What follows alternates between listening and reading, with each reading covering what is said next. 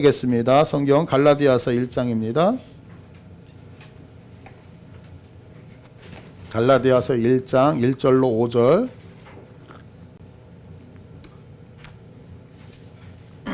교독하실 때 제가 먼저 교독할게요. 1절.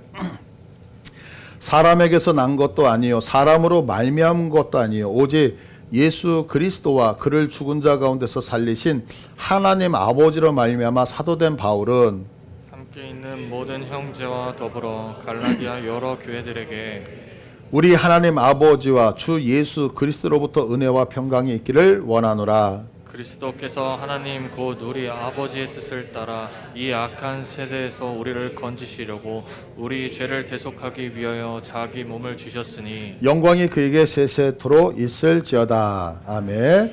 PPT 좀 보여주세요.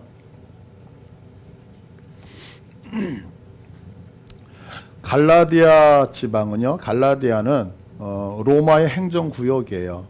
로마의 행정구역인데요. 갈라디아는 오늘날에 보면은 오늘날로 보면 터키 지방을 얘기를 하고 있는 거예요. 터키 지방. 근데 사도 바울이 보시면 지금 여러분들이 보실 때 아래에 있는 십자가가 있죠. 빨간 점.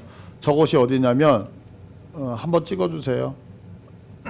마우스. 예. 지금 깜빡이는 거 말고요. 그 밑에 십자가가 하나 있는데 거기가 예루살렘이에요. 근데 이 예루살렘이고 그 위에는 수리아인데 오늘날의 시리아 땅을 얘기하고 있거든요. 근데 저 시리아 안디옥 교회는 너무 중요한 교회예요. 왜냐하면 그동안은 이 복음이라고 하는 것이 유대인들에게만 증거가 되어졌어요. 그런데 최초로 이방인, 유대인이 아닌 사람들에게 복음이 전해져서 세워진 교회가 오늘날 시리아의 안디옥 교회, 수리아의 안디옥 교회거든요. 근데 저 교회가 아주 놀라운 일을 해요. 그게 뭐냐면 저 교회가 세워지면서 예루살렘에 있었던 교회가 목사님을 파송을 하는데 누구를 파송하냐면 여러분이 잘 알고 있는 바나바라고 하는 분을 저곳으로 파송을 하는 거예요. 그런데 바나바가 저곳으로 갈 때, 수리아 안디옥 교회로 갈 때 혼자 가시는 게 아니라 다소에서 사역을 하고 있었던 바울을 데리고 가서 저곳에서 목회 사역을 같이 하는 거예요. 공동 사역을. 근데 저 수리아 안디옥 교회가 이방인 교회를 아주 든든히 서면서 우리가 예수 믿는 사람을 크리스찬 얘기하잖아요. 그리스도인이라는 단어가 저기서 처음으로 나오게 되어지는 거예요. 근데 저 수리아 안디옥 교회가 든든히 서가니까 사도 바울과 바나바가 야, 우리 이제 우리 교회는 든든하니까 해외 선교를 한번 가자라고 하면서 이제 해외 선교를 가요. 그런데 그 해외 선교를 수리아 안디옥 교회에서 출발을 해서 다시 수리아 안디옥 교회에서 오면 1차가 되어지거든요. 그래서 1차 전도 여행을 떠나는데 1차 전도 여행을 그 바다를 통하여서 가요. 바다를 통해서. 그래서 바다를 통해서 가가지고 지금 이렇게 동그라미가 되어져 있는 갈라디아 교회를 개척을 하게 되는 거예요. 1차 전도 때. 그러고 나서 다시 교회에 와서 여러 가지 사역을 하다가 2차 때에 이제 그 내가 개척했던 그 선교지 교회가 잘 되어져 있는지를 보면서 2차 선교 여행을 떠나요. 그래서 지금 수리아 안디옥 교회에서 바울이 다소로 가요. 다소가 바울의 고향이거든요. 그래서 자기가 10년 동안 사역했던 교회를 살펴보고요. 그 다음에 갈라디아 지방에 들어가서 더베, 그 다음에 루스드라, 이고니온, 그 다음에 비시디의 안디옥 이렇게 해가지고 저 갈라디아 교회에 가가지고 야, 내가 전했던 복음 어떻게 잘 교회가 든든히 서 있는지 안 서 있는지를 확인을 하는 거예요. 그러면서 이제는 어디로 가냐면 여러분들 잘 알고 있는 그리스 있죠. 그리스도 복음을 전하기 위해서 2차 전도 여행을 따요. 그래서 드로아에서 유럽의 관문이라고 하는 빌립보를 향하여서 출발해요. 찍어주세요. 네아폴리로 들어가서 빌립보 교회를 개척을 하게 되어져요. 그러고 나서 그 밑에 있는 데살로니가, 우리 데살로니가 서 있죠? 그것처럼 데살로니가 교회를 개척을 하는 거예요. 그리고 밑에 내려와서 오늘날의 아테네예요. 아테네인데 성경은 아덴이라고 얘기를 하거든요. 이 아덴에 와가지고 복음을 제시했다가 복음이 들어가지 않는 거예요. 그래서 저 아덴에서 우리가 너무나도 잘 알고 있는 고린도라고 하는 지방에 내려가서 이제 복음을 제시하게 되죠. 자, 여기까지 이렇게 왔을 때에 문제가 하나가 생기는 거예요. 저 고린도에 바울이 도착을 했는데 지금 수리아 안디옥 교회에서 저 코스로 쭉 가면서 복음을 전할 때 갈라디아 교회는 문제가 없었어요. 그런데 어느 날 바울이 고린도에 가 있는데 소식이 하나가 전해오는 거예요. 그게 뭐냐면 예루살렘에서 내려왔던 어떤 유대인들이 수리의 안디옥 교회 그리고 갈라디아 교회까지 이렇게 건너가면서 바울이 너희를 어떻게 가르쳤니? 예수를 믿으면 구원을 받는데 라고 배웠지. 근데 그거 잘못된 거야 라고 하면서 바울의 사도권에 대해 문제를 걸기 시작을 한 거예요. 그러면서 무슨 얘기를 하냐면 너희들 예수만 믿는다고 구원받는 거 아니야. 예수도 믿어야 되지만 아브라함 때부터 내려왔던 우리 조상들이 받았던 할례라고 하는 율법을 지켜야지만 너희가 구원을 받는단다 라고 이야기를 하는 소리가 지금 고린도에 있는 바울의 귀에 들려온 거예요. 그러니까 바울이 그 얘기를 들으면서 가만히 있을 수가 없는 거예요. 그래서 저기서 자기가 갖고 있는 모든 지식을 총동원하여 편지를 쓰거든요. 그 편지가 갈라디아 교회를 향하여 썼다 그래서 갈라디아 편지, 갈라디아서 이렇게 되어져 있는 거예요. 그래서 갈라디아서는 두 가지의 사건을 아주 강력하게 얘기해요. 하나는 뭐냐면 나는 하나님이 세운 사도야 이렇게 얘기를 하는 거예요. 왜냐하면 내가 사도라고 하는 것이 흐트러지면 예를 들어서 제가 여러분들에게 말씀을 가르치잖아요. 그러면 우리 목사님이 나한테 말씀을 가르치는 건데 제가 가짜 목사예요. 제가 가짜 목사라고 한다면 제가 지금 증거하고 있는 복음이 여러분들이 에휴 목사도 아니면서 말씀을 가르쳐 이렇게 돼버리잖아요. 그러니까 사도 바울 입장에서는 내가 사도권이라고 하는 이것을 옹호할 수밖에 없는, 변론할 수밖에 없는 거죠. 그래서 갈라디아서는 아주 강력하게 사도권에 대한 이야기를 하나를 하고 있고요. 또 하나, 내가 너희들한테 전한 복음은 할례 그거 아니야. 예수만 믿으면 구원을 받는 거. 이게 정말 복음인데 이거 외에는 다른 복음은 없다라고 하면서 복음에 대해서 아주 강력한 이야기를 하게 되어지는 거예요. 그래서 갈라디아서를 오늘 보는데요. 자, 그러면 오늘 우리가 이 갈라디아서를 보면서 우리가 좀 은혜 받고자 하는 것이 있어요. 그거 뭐냐면 우리의 정체성을 한번 확립하자는 거예요. 내가 도대체 누구냐라는 것을 확립하자는 거예요. 정체성이라고 하는 단어를 사전에서 찾아보면 변하지 아니하는 존재의 본질을 깨닫는 성질 이렇게 되어져 있어요. 다시 얘기해서 정체성은 뭐냐면 내가 누구냐는 거예요. 내가 누구냐. 근데 오늘 성경 1절을 한번 볼게요. 오늘 본문 1절을 보시면 1절 마지막 부분에 이렇게 되어져 있어요. 사도된 바울은 이렇게 되어져 있죠. 바울이라는 사람이 자기에 대해서 뭐라고 얘기하면 너는 누구니? 라고 얘기했을 때 나는 사도 바울이야. 나는 사도가 된 바울이야. 라고 하면서 자기의 정체성에서 분명하게 얘기를 하고 있다라고 하는 거예요. 왜 이렇게 사도라고 하는 단어를 강조를 하느냐면 신약 성경은 총 27권이잖아요. 27권 중에서 13권이 사도 바울이 쓴 바울 서신이라고 얘기를 하거든요. 근데 그 바울 서신의 모든 첫머리를 보면 바울은 항상 얘기하는 게 뭐냐면 나 사도 바울은 사도라는 단어를 무척 강조를 해요. 그럼 왜 그렇게 모든 편지에다가 사도라고 하는 단어를 써가면서 자기 자신을 강조를 했냐면 조금 전에 말씀드렸던 이 사도성이 무너져 버리면 그가 전했던 복음 전체가 다 무너지기 때문에 그렇다라고 하는 거죠. 그런데 성경을 계속해서 앞절서부터 보시면 바울이 이 사도권을 강조하면서 그 근거를 어디에다가 두고 있느냐면 이렇게 두고 있어요. 사람들에게서 난 것 아니고 사람으로 말미암는 것도 아니고 오직 예수 그리스도와 그를 죽은 자 가운데서 살리신 하나님 아버지로 말미암았다라고 얘기를 해요. 다시 얘기해서 자신을 사도로 세운 사람은 사람이 아니라는 거죠. 그래서 사람들에게서 앞쪽 좀 보여주세요. 사람들에게서라고 하는 얘기는 뭐냐면 사도권이 유전되어져서 흘러들어온 게 아니라는 거예요. 우리 아버지가 이렇기 때문에 그 아버지의 그 유전을 따라서 사도라는 것이 나에게 주어진 것이 아니라고 얘기하는 거예요. 그리고 사람으로 말미암은 이렇게 얘기하는 것은 뭐냐면 지금 예루살렘에는 몇 명의 사도에는 12명의 사도가 있었거든요. 그 12명의 사도가 야 우리가 지금 사도로서 12명이 있는데 한 사람이 더 필요하니까 바울 네가 사도 좀 해라 라고 해서 임명한 게 아니라는 거예요. 그러면 이 사도라고 하는 이 정체성이 누구로부터 나왔느냐? 성경은 분명하게 얘기하는 게 예수 그리스도와 그를 죽은 자 가운데서 살리신 하나님 아버지로, 누구요? 예수 그리스도, 그리고 그 예수님을 살리셨던 하나님에 의하여서 나는 사도가 되어졌다라고 얘기를 하는 거예요. 그러면 왜 이렇게 사도 바울이 나는 이 사도 누가 줬는지 알아? 하나님이 주신 거야. 왜 이렇게 강하게 얘기하냐면 한 가지 때문에 강하게 얘기하는 거예요. 그것이 오늘 우리가 성경에서 읽지 않았지만 8절을 한번 보시겠어요? 8절을 보시면요, 뭐라고 되어 있냐면 우리나 혹은 하늘로부터 온 천사라도, 누구라도요? 천사. 이스라엘 사람들은요, 하나님을 섬기면서도 또 한 가지 사상이 놓으면 천사 숭배 사상이 있거든요. 왜냐하면 성경을 보면 천사들이 나타나서 하나님의 이야기를 계시해 주잖아요.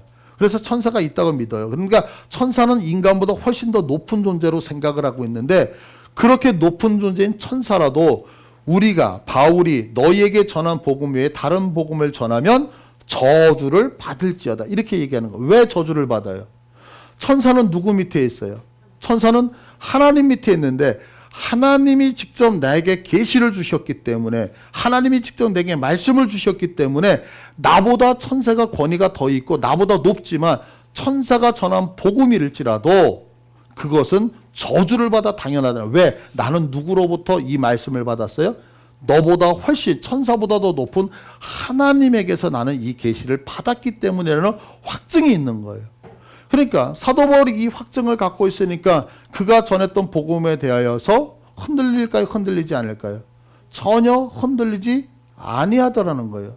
자, 그러면 제가 오늘 이 시간 여기 계신 여러분들에게 여쭤보고 싶은 거예요. 여러분은 누구시죠? 여러분들은 어떤 정체성을 갖고 살아가시는 분이에요? 이 중에 어떤 분들은 당신은 누구십니까? 라는 질문 앞에 나는 누구의 엄마입니다라고 얘기할 수 있을 거예요. 그래요. 나는 누구의 엄마라고 하는 그 말이 뭐냐면 나의 정체성은 누구의 엄마라는 정체성이죠. 그래서 그 엄마라는 분은 그 자녀를 위해서 애쓰고 수고하고 돌보고 그 자녀를 위해서 살아가는 거예요. 왜? 내 정체성이 누구의 엄마이기 때문에. 다시, 여러분은 누구십니까? 나는 무엇을 하는 사업가야. 맞아, 이렇게 얘기할 수 있어요. 그렇다면 나는 무엇을 하는 사업가이기 때문에 어떻게 살아가요? 나는 열심히 돈을 벌고 그 사업을 위해서 내 모든 에너지를 쏟으면서 살아가는 거라고. 왜? 내 정체성이 그렇기 때문에 그런 거예요. 반면에 제가 여러분은 누구십니까? 라는 이 질문, 여러분의 정체성이 무엇입니까? 라고 물었을 때에 나는 잘 몰라요 라는 분이 있을 거라고요. 그러면 그분들은 어떻게 살아가냐면 그냥 죽지 못해서 살아가는 거예요. 그냥 하루하루 눈 떴기 때문에 사는 거고, 하루하루 그냥 아무 이유와 목적 없이 그냥 인생을 이렇게 저렇게 시간을 낭비하면서 살아가는 거예요. 왜 시간을 낭비하냐? 내가 살아가야 되는 정체성을 모르기 때문에 그렇다는 거죠. 그래서 내가 시간을 낭비하지 아니하고 인생을 허비하지 아니하고 살기 위해서 가장 중요한 것은 뭐냐면 내가 왜 이곳에 있느냐라는 정체성이 너무너무 중요한 거예요. 근데 우리 성도들도 이 정체성이 헷갈려요. 당신은 누구입니까? 아, 나는 무엇 하는 사람이라고 하는, 사도 바울에게 얘기하면 바울 너는 누구니? 나는 사도, 하나님의 말씀을 증거하는 자라고 분명히 자기의 정체성을 얘기하거든요. 그래서 그는 어떻게 살아가요? 인생 속에서 하나님의 말씀을 증거하다가 자기는 순교를 당하게 되는 각오로 사는데, 우리들에게 물을 때 하나님이 묻는 거예요. 너는 누구니? 너는 이 땅에 무엇을 하기 위하여 태어난 자니? 라는 이 물음 앞에 여러분이 답변할 수 없다라고 한다면 인생을 허비할 수밖에 없는 거예요. 오늘 이 시간에 여러분들이 분명히 이 말씀을 듣고서 한번 여러분의 정체성에 대해서 정확하게 정립하는 시간이 되셨으면 좋겠어요. 그런데요, 성경은 우리들에게 이 정체성에 대해서 분명히 말씀하고 있거든요. 어떻게 말씀하고 있느냐면 창세기 2장 15절을 한번 볼게요. 2장 15절 보니까 여호와 하나님이 그 사람을 이끌었다는 것은 아담이거든요.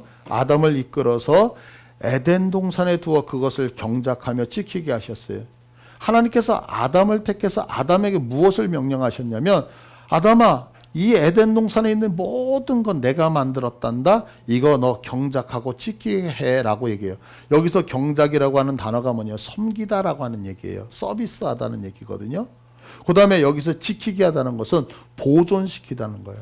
그러니까 하나님께서 아담이라는 사람을 에덴 동산에다가 불러놓고 하는 게 뭐냐면, 아담아, 이 세상에 있는 모든 걸 네가 잘 서비스, 잘 섬겨서 이것들 망가지지 않게 보존시켜, 이것을 위하여 너는 부름을 받았다, 이렇게 얘기를 하는 거예요. 그래서 우리가 흔히 얘기할 때 아담은 만물의 영장 이렇게 얘기를 하잖아요. 왜? 하나님이 만드신 모든 것들을 잘 보존시키는 것이 우리들의 정체성이었다고요. 그런데 아담이 어떻게 되어졌어요? 선악과를 먹음을 통해서 범죄하고 하나님과의 관계가 멀어졌어요. 딱 멀어지고 나니까 나타나는 현상이 뭐냐면, 하나님이 주신 정체성을 잃어버린 거예요. 이 땅을 잘 서비스해서 보존시켜야 되는 것이 우리의 사명인데도 불구하고 그 사명을 까먹고 어떻게 해요? 나의 정체성은 다른 거라고 생각하는 거예요. 그게 뭐예요? 내가 힘이 세네? 약자를 내가 때려잡아서 내가 왕이 되어야지. 저 사람 돈이 많네? 저 돈 내 것으로 만들어서 내가 부자가 되지. 하나님이 주신 정체성과 완전 다르게. 그래서 형성되어지는 것이 뭐냐면 메소포타미아 문명이었거든요. 그래서 하나님이 세우셨던 정체성을 찾아가지 못하니까 하나님이 다시 한번 그들에게 너희들의 정체성이 무엇인지 아니? 라고 하면서 말씀하시는 장면이 우리가 너무나도 잘 알고 있는 아브라함을 부르시는 장면이거든요. 그래서 창세기 12장 1절에 보니까 하나님께서 아브라함을 불러서 하시는 얘기가 뭐냐면, 여호와께서 아브라함에게 이르시되 너는 너의 고향 친척 아버지의 집을 떠나 내가 내게 보여줄 땅으로 가라. 내가 너로 큰 민족 이루고 내게 복을 주어 네 이름을 창대하게 하리니 너는 뭐가 되라? 너는 복이 되라는 거예요. 하나님이 우리를 향하여 너는 복이 되라는 거예요. 이 말씀은 아브라함에게만 주신 말씀이 아니에요. 이 말씀은 아브라함이라고 하는 사람이 아브라함으로 바뀌어요. 열국의 아비로 바뀌어요. 그건 왜 그러냐면 그의 후손들에게도 동일한 약속을 하나님이 우리에게 주시기 때문에 그런 거예요. 그러면 여러분들이 아브라함의 후손인 거 믿으시죠? 그러면 하나님이 이 시간에 우리들에게 말하는 것이 뭐냐면, 여기 있는 사랑하는 성도들이여, 여기 있는 하나님의 백성들이여, 너희는 전부 다 복이 되라는 거예요. 아멘? 그러면 왜 복이 되라고 말씀하실까요? 우리 3절 다 같이 읽어볼까요? 시작. 너를 축복하는 자에게는 내가 복을 내리고 너를 저주하는 자에게 내가 저주하리니 땅의 모든 족속이 너로 말미암아 복을 얻을 것이니라 하신지라. 여러분들이 왜 복을 받아야 되느냐면, 여러분들이 받은 그 복을 나눠주기 위해서 복을 받아야 되는 거예요. 아니, 내가 물질이 있어야지 물질을 나눠줄 거 아니에요. 내가 배운 것이 많이 있어야지만 그 배운 것을 나눠줄 수 있잖아요. 내가 가진 것이 있어야지만 남에게 그것을 베풀 수 있잖아요. 그래서 하나님이 우리를 축복하시는데, 너희들은 모든 것을 소유한 복의 근원자가 되라는 거예요. 믿으세요? 그래서 그 복을 가지고 나만 누리는 것이 아니라 뭐 하라고? 그 복을 많은 자들에게, 세상의 모든 자들에게 나눠주는, 흩어 구제할 수 있는 여러분들이 되라고 하나님 말씀은, 이게 하나님이 우리에게 얘기하고 있는 우리들의 정체성이라고 하는 거예요. 근데 여러분들 생각해 보세요. 내가 복의 근원이 지금 되어져 있습니까? 내 인생을 보면 빚지고 있어요. 내 인생을 보면 지금 건강을 잃어버리고 있어요. 내 인생을 보면 내 삶이 행복하지를 않아요. 내가 물질적 빚을 지고 있고 건강하지 않고 내 인생 속에서 형통함이 없다라고 한다면 다른 사람들에 나눠줄 것이 있겠어요? 없다는 거예요. 그러면 하나님께서 지금 말씀하시는 것이 뭐냐면 모순이라는 거죠. 너희들은 복의 근원이 되어져서 세상의 사람들에게 물질을 나눠주고 형통을 나눠주고 하나님의 은혜를 나눠주는 복된 자가 돼야 되는데, 네가 가진 것이 없으니까요. 왜 그러면 못 가졌느냐? 내가 누구인지를 모르기 때문이라고 성경은 얘기하는 거예요. 그래서 이스라엘 백성들이 이것을 잃어버렸을 때에 애굽에 들어가서 400년 동안 하나님의 백성임에도 불구하고 백성답게 살지 못하고 죄 속에 매여서 노예로 살아가잖아요. 근데 하나님께서 그 이스라엘 백성을 애굽에서 데리고 나와 하나님의 산, 거룩한 산 호렙산에 세웠을 때 그들에게 약속하신 언약이, 우리가 신의 산에서 받았다 그래서 신의 산 언약이라고 얘기하는데, 출애굽기 19장을 한번 볼게요. 출애굽기 19장 5절을 보시면 세계가 다 내게 속하였나니 너희가 내 말 잘 듣고 내 언약 지키면 너희는 모든 민족 중에서 내 소유가 됐고 너희가 내게 되어 제사장 나라가 되며 거룩한 백성이 되리라. 모든 걸 다 잃어버린 하나님의 백성들에게 하나님이 다시 약속하시는 게 뭐냐면 너희들은 노예로 살 수 없다는 거예요. 너희들의 정체성은 뭔지 아니? 너희들은 세상의 사람들과 하나님 사이의 중간에 들어와서 하나님의 은혜와 복들을 세상으로 흘려보내주는 제사장 나라가 돼야 된다라고 우리들에게 분명히 정체성을 얘기하고 있다고요. 그래서 너희는 구별되어져 있는 백성이라고 얘기를 하는, 이게 하나님이 우리에게 허락하신 약속이란 말이에요. 그런데 어때요? 우리는 하나님이 약속하신 이 정체성을요 어느 날 다 잃어버렸어요. 그래서 내가 인생을 살아가면서 넌 무엇하는 사람이니? 라고 얘기할 때 나는 돈을 벌어야 되는 사람. 어떻게? 내가 그렇게 세상을 보면서 만든 사상이에요. 너는 어떤 사람이 나는 이렇게 살아야 되는 사람. 그래서 여러분들 각자 그것들을 향하여 열심히 살아가고 있는데 행복하신가요? 행복할 수가 없죠. 왜냐하면 하나님이 나를 창조하셨다는 것은 창조는 목적이 있기 때문에 만드셨다는 얘기잖아요. 근데 이 창조되어져 있는 목적대로 내가 살아가지 않으니까 내 삶이 피폐해질 수밖에 없는 거죠. 삶의 의미가 없는 거죠. 그래서 나는 내 정체성이 돈을 많이 버는 거라고 생각을 해서 물질을 많이 벌었는데 행복하지가 않아요. 행복하지가 않으니까 물질이 많음에도 불구하고 생명을 끊어버리는 일이 생기는 거예요. 나는 이 땅에서 공부를 열심히 하는 거라고 생각했는데 그 열심히 하는 그것이 나의 정체성이 아니기 때문에 많이 배웠음에도 불구하고 어떻게 돼요? 목숨을 끊어버리는 거예요. 여러분들 인생을 살면서 나 죽고 싶다, 나 사살해야지 라고 하는 생각 어떻게 해보셨습니까? 그러면 한 번쯤 잘 생각해 보세요. 내가 죽어야지라고 하는 그 생각이, 그런 생각이 들 때 내 인생이 어땠는가? 행복할 때였나요? 행복하지 않을 때였잖아요. 왜 행복하지 않을까요? 내가 살아가야 되는 목적대로 살지 못하기 때문에 그렇거든요. 나의 정체성을 발견하지 못하니까 우리의 인생이 분명히 호흡하며 살아가는데 살면서 행복한 게 아니라 살아가는 게 고통처럼 느껴지는 거예요. 그래서 우리가 정체성을 잃어버리잖아요. 내가 누구인지를 잃어버리잖아요. 그러면 삶의 의미가 사라져버린단 말이에요. 그런데 내가 아무리 힘들어도 내가 무엇 때문에 살아가는지 이 정체성을 발견한 사도 바울 어때요? 태장을, 여러분들 채찍에 맞는데 유대인들이 맞는 채찍이라고 하는 것은요 그냥 맞는 게 아니거든요. 우리 요즘도 이렇게 그 공견하게 그 외국에서 아랍권에서 어떤 그 공개적으로 이렇게 태형을 하는 매를, 그러면 이 등짝에 회초리를 때려가지고 온몸이 막 피로 얼룩지고 이런 거 뉴스에서 보고 이러시잖아요. 사람이 40대를 맞으면 죽는다 그래요. 그래서 39대까지만 때리는 거예요. 왜 39대까지만 때리냐면 이 사람을 40대를 때리는데 이 사람이 살면 하나님이 그의 생명을 살려줬다 그래서 더 이상 그를 문책할 수가 없는 거예요, 법으로. 그러니까 어떻게 해요? 때리는 거예요. 한 대서부터 때리는데 39대를 때렸어. 근데 한 대를 더 때려도 이 사람이 살 것 같아. 그러면 그 사람을 다음에 치료할 수 있어요, 없어요? 치료를 못하는 거예요. 왜? 하나님이 살려주셨다고 생각. 그래서 39대에서 멈춰버린다고요. 근데 사도 바울은 그렇게 39대에 맞는 태장을 3번이나 당했다는 거예요. 여러분들 그런데도 복음을 전해요, 안 전해요? 아까 우리 갈라디아 교회에 있었죠? 갈라디아 교회에 가서 복음을 전할 때 돌에 맞았다고요.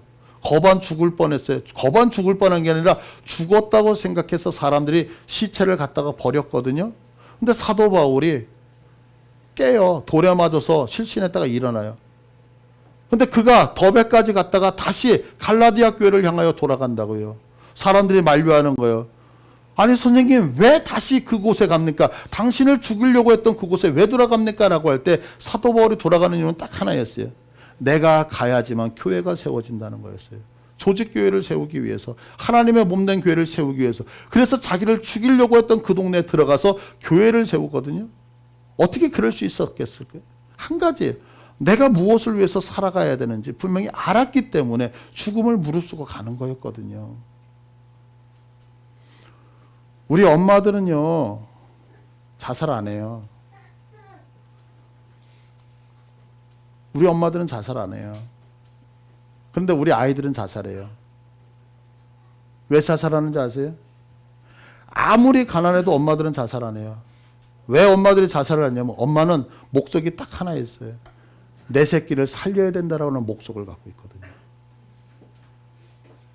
우리 어머니들은 아무리 인생이 힘들어도 내 어린 자녀를 보면서 저놈을 어떻게든지 길러내고 살려야 된다는 목적을 갖고 있기 때문에 아파도 병원에 가지 않는 거예요. 죽을 힘을 쓰고 그 고통을 당해도 내 새끼 하나 살려내야 되겠다라고 하는 목적 때문에. 그래서 여러분들 이게 맞는지 모르지만 거지는 절대 자살하지 않는다 그러잖아요. 왜 거지는 자살하지 않을까요? 오늘 반드시 한 끼 빌어 먹어야 되니까요. 오늘 한 끼를 먹어야 되는 목적이 뚜렷하기 때문에 거지는 죽지 않는데요. 그런데 돈 많은 사람은 자살하는 거예요. 왜? 내 정체성을 모르기 때문에 그런 거예요. 거지도 내가 남의 밥을 빌어 먹어야 되는 정체성을 갖고 있을 때에 죽지 않는데 하물며 거지보다도 나은 인생을 살아가는 우리들은 왜 자살을 시도하죠? 내가 누구인지를 모르기 때문에 그런 거죠. 그래서 사도 바울은 우리들에게, 사도 베드로는 우리들에게 정확하게 얘기를 하고 있어요. 베드로전서 2장 9절을 한번 볼게요. 너희는 누구다? 택하신 족속이요 왕같은 제사장들이요 거룩한 나라요 그의 소유된 백성이니. 여기 있는 여러분들을 향해서 베드로 사도가 분명히 얘기하는 것은, 이거 여러분들 믿음으로 고백하셨으면 좋겠어요. 여러분 누구냐면 하나님이 택하신 민족이신 것을 믿기 원해요. 여러분이 누구냐면 하나님이 세우신 왕같은 제사장임을 믿길 원해요. 여러분이 누구냐면 하나님 앞에 구별받은 하나님의 거룩한 나라라고 하는 거예요. 여러분이 누구냐면 하나님의 소유된 백성이라는 거예요. 그러면 하나님께서 왜 우리를 택하시고 우리에게 왜 왕같은 제사장직을 주시고 왜 우리를 거룩한 나라로 그의 백성으로 삼으셨느냐? 그 다음 읽을게요. 시작. 이는 너희를 어두운 데서 불러내어 그의 귀한 빛에 들어가게 하신 이에 아름다운 덕을 선포하게 하려십니다. 아름다운 덕은 우리를 향하셨던 하나님의 손길을 세상의 사람들에게 증거하게 하시기 위해 우리를 이렇게 세우셨다는 거예요.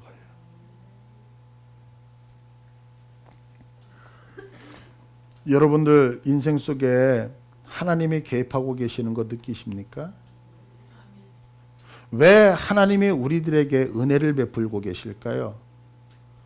왜 하나님이 우리들의 인생을 책임지실까요?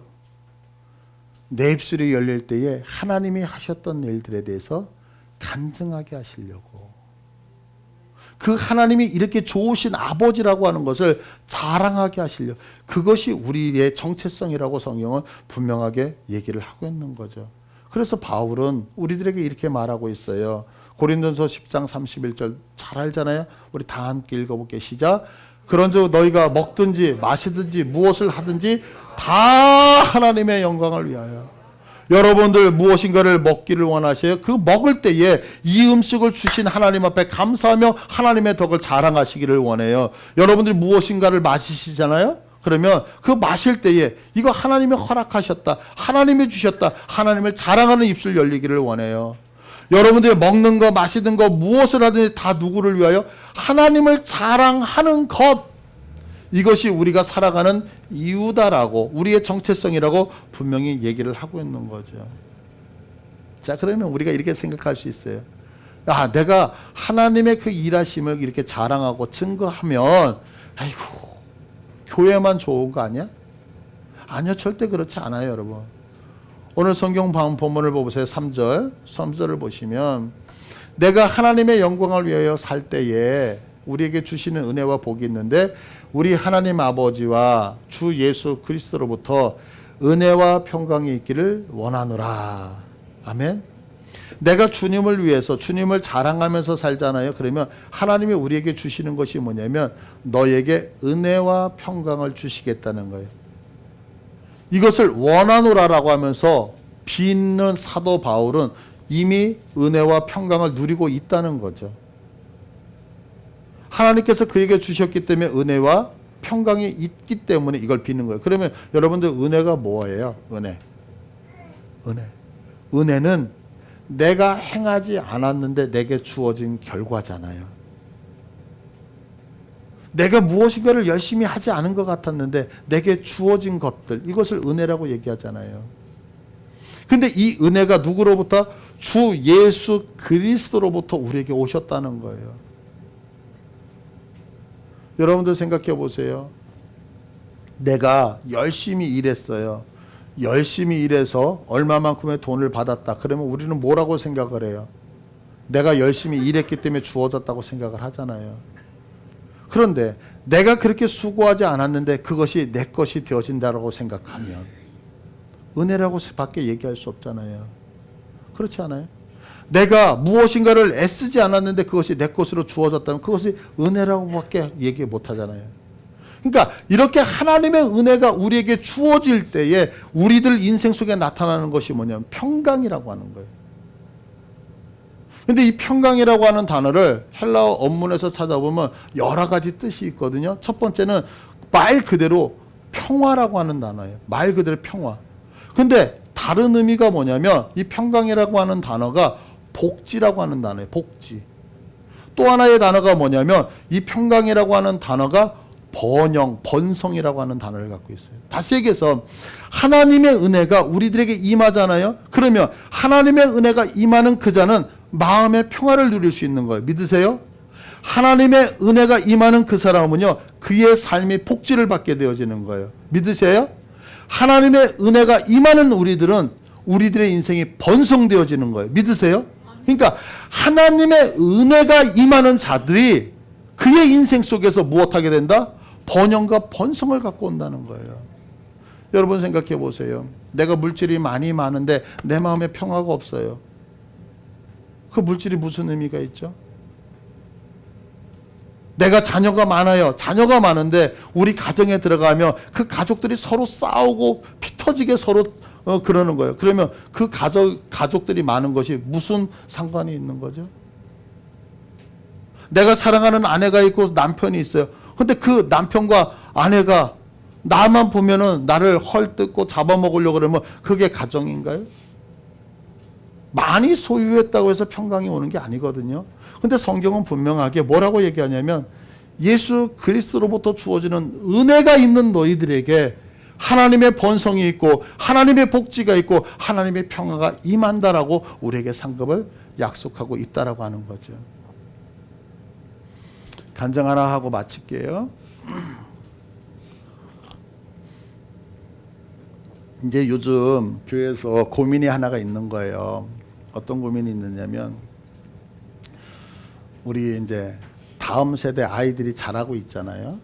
그리고 이제 전도를 나가서 이렇게 하다 보면 이제 뭐 우리 어르신들은 다 자녀들이 컸으니까 그런데 아직 아이를 기르는 분들은 제일 먼저 묻는 게 뭐냐면 교회에 주일학교에 있느냐라는 질문을 던져요. 근데 뭐 아시는 것처럼 지금 우리 예배당 바로 뒤에 그 조그만 방에서 지금 아이들이 예배를 드리고 있잖아요.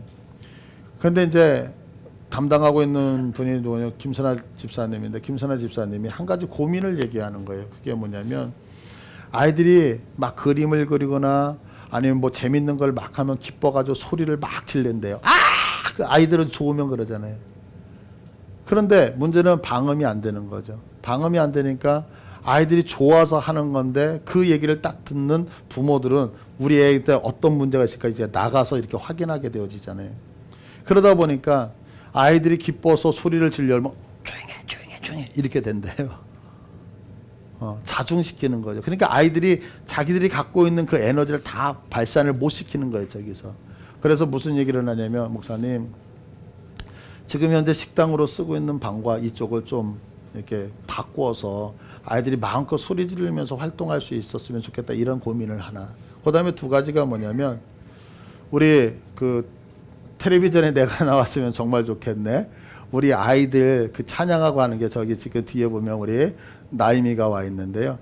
남이가 태국 치앙마이에서 영상 유튜브를 했던 거예요.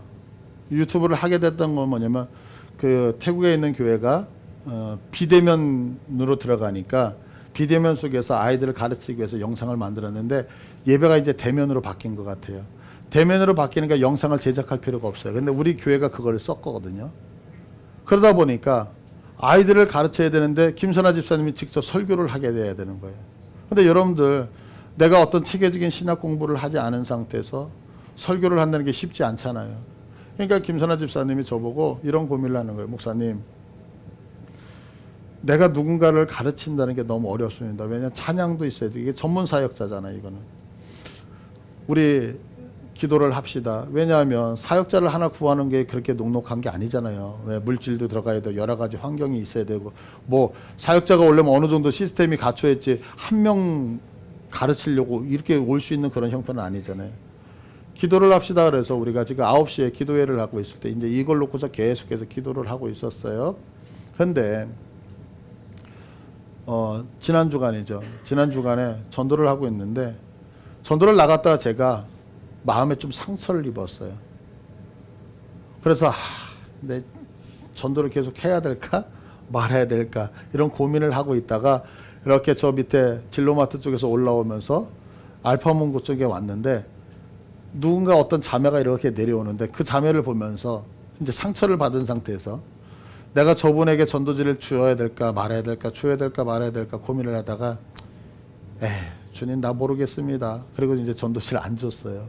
안 줬는데 마침 제 뒤에 김선아 집사님이 따라가다가 제가 전도지를 주지 않고 그분이 통과를 하니까 김선아 집사님이 이렇게 전도지를 주게 된 거예요. 근데 그렇게 드릴 때 제 마음에 부담이 있잖아요. 그러니까 전도지를 이렇게 쳐다보는데 김선아 집사님이 전도를 딱 봤는데 그분이 전도지를 딱 읽는 거예요.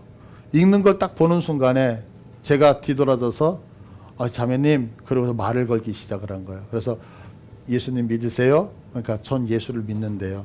아 그러세요? 그러면 어느 교회를 다니십니까? 라고 얘기하니까 서울의 서초동에 있는 오정현 목사님이 계시는 사랑의 교회를 다닌다 그러더라고요. 사랑의 교회는 엄청 크잖아요.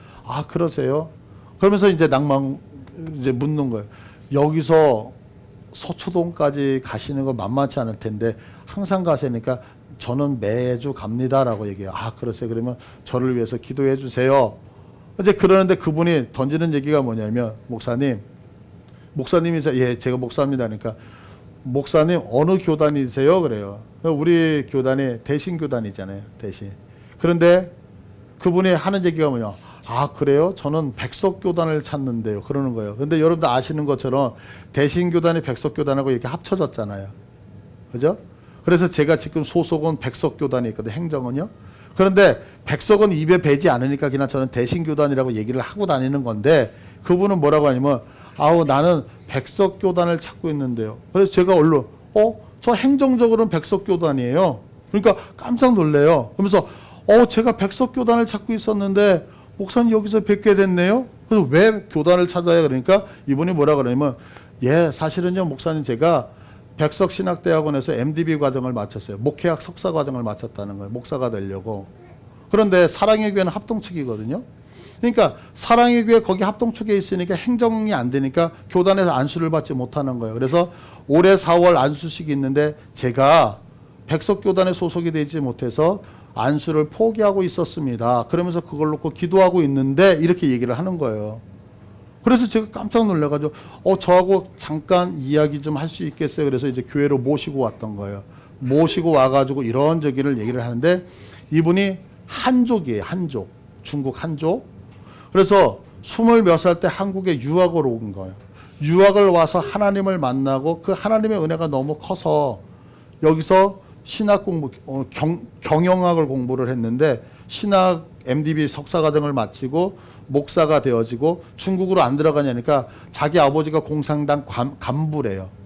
어머니 회계사고. 그러니까 중국으로 들어가게 되면 공산당은 지금 삼자교회를 해서 전부 복음이 막혀버렸잖아요. 그러니까 예수를 자기가 못 믿으니까 자기는 이 땅에서 복음을 위해서 살겠습니다라고 사역자로 헌신을 한 거예요. 그래서 안수를 받으려고 하는데 백석교단을 못 찾아요. 이런저런 얘기를 쭉 하고 있는데 그 친구가 무슨 얘기를 하냐, 이 얘기를 하는 거예요. 목사님, 제가 기도 제목이 있습니다. 무슨 얘기, 어떤 기도 제목이 있습니까? 그러니까 제가요, 사역할 우리 교단의 주일학교 사역을 하고 싶은데 그 교회를 찾고 있습니다. 이러는 거야. 그래서 너 무슨 공부하고 있네? 그러니까 어린이 심리학을 전공하고 있대, 지금. 그러면서 자기의 꿈은 다음 세대를 세우는 건데 내가 어느 교회에서 사역을 해야 될지. 근데 여기서 강남까지 가는 게 너무 멀잖아요. 교단이 안 맞고. 그래서 이 검호동이라는 곳에 와서 교회를 찾는데 백석교단을 못 찾았다는 거야. 그러면서 그 얘기를 쭉 하면서 저보고 하는 얘기가 뭐냐면, 목사님을 내가 조금만 일찍 만났으면, 그 얘기가 뭐냐면, 보통 사역자들은 연말에 모든 게 다 끝나잖아요. 근데 지난주에 만났잖아요. 한 주가 지났잖아. 그래서 사랑의 교회에서 번역하는 일, 그 사랑의 교회에서 큐티 책에 나오는데 그걸 중국어로 번역하는 일을 지금 간사로 일하고 있는 거예요. 파트로. 그래서 목사님 이거를 다 인수인계를 좀 해야지만 올 수 있습니다. 저를 위해서 기도해 주세요. 이러는 거예요. 그래서 이야기를 쭉 하는데 무슨 얘기를 하냐면 이 얘기를 하는 거예요. 사람이 많고 적고가 아니라 내가 사역하고 싶은 교회를 찾고 있었어요, 목사님. 온몸에 소름이 제가 쫙 끼치는 거예요. 왜 끼쳤는지 제가 아까 말씀드렸죠. 그 전도 나가기 전에 무슨 얘기하다, 뭔 얘기한다 그랬어요? 우리 주일학교 아이들 어떻게 해야 될까? 하나님 앞에 이거 놓고서 우리 교회 문제 놓고 아뢰고 있었잖아요. 그런데 갑자기 이게 하나님의 은혜라는 생각이 들면서 그분이 이제 그날 금요일이었던 것 같아요. 성경 공부하는데 가셨어요. 갔다가 현중이하고 우리 현준이가 있을 때 봤지? 못 봤나? 그 용과하고 이렇게 과일하고 싸갖고 와가지고 주고 가셨던 분이 있어요. 온몸에 소름이 쫙 끼치는 거예요. 그런데 제가 나가기 전에 그랬잖아요. 염려, 근심, 걱정, 우리 교회 다음 세대를 위한 염려하고 있었던 거. 제가 지금도 염려를 할까요, 안 할까요?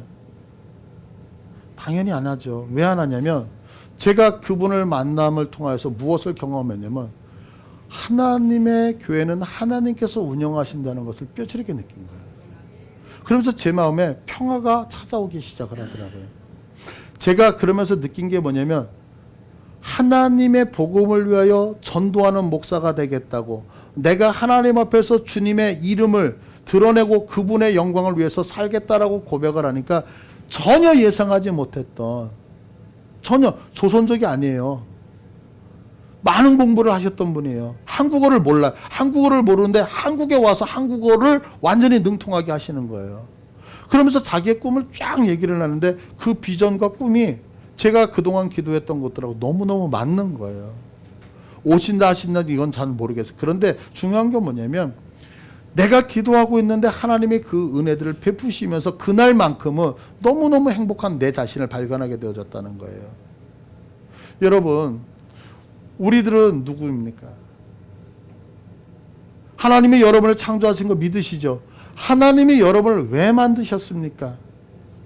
인생의 빚진 자로서 세상을 살면서 힘들다, 어렵다, 고통스럽다 이 얘기를 들으시려고 하나님이 여러분을 만드셨나요? 아니라는 거예요.